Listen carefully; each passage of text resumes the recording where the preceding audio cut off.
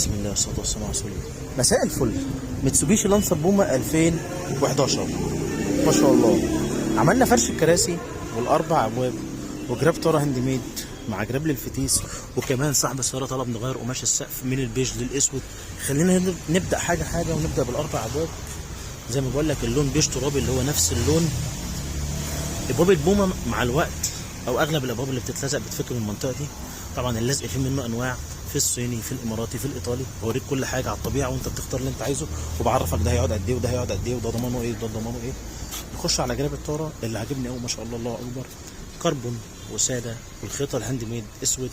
نفس الكلام في جراب الفتيس برضو كربون وساده والخيطه الهاند ميد اسود ما شاء الله. بالنسبه للفرش كله بيج ترابي مع الجنب او الكتف كله قطعه واحده كربون، تصميم بالمكنه العاديه.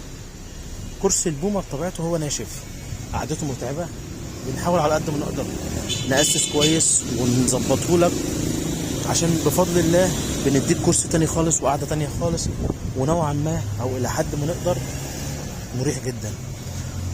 وبالنسبه للسقف قدام حضرتك اهو كل حاجه على وضعها، ما غيرناش حاجه سودا، هو القماش بس، انما المقابض القوايم الشماسات كله بيج على وضعه ما شاء الله. بص الفبره اللي في المفتح، الغرزه قصدي، فبره ايه ما شاء الله.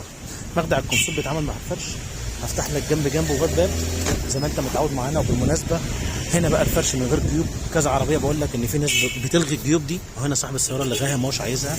انت بتختار كل حاجه وانا بعمل لك اللي انت عايزه. ادي الباب الثاني تفصيلته فينشه، التجسيم قدامك اهو ما شاء الله. بص الغرزه اللي في الدوران.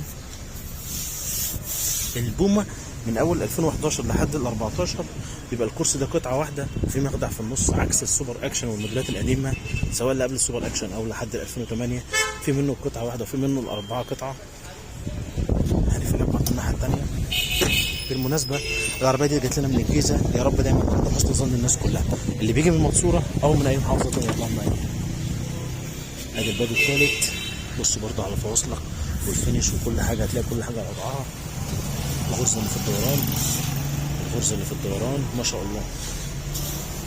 متعود انت على الشغل، مش محتاج اقول لك ان التجسيم من غير ما نقطع ولا نبوظ في الاصلي.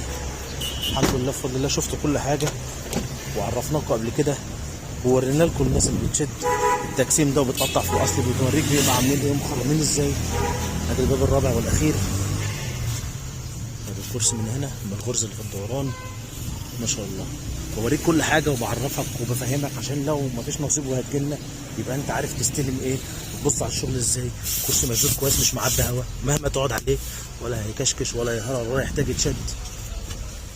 ادي الغرزه الهاند ميد اللي في الفتيس والغرزه الهاند ميد اللي في الطاره ما شاء الله.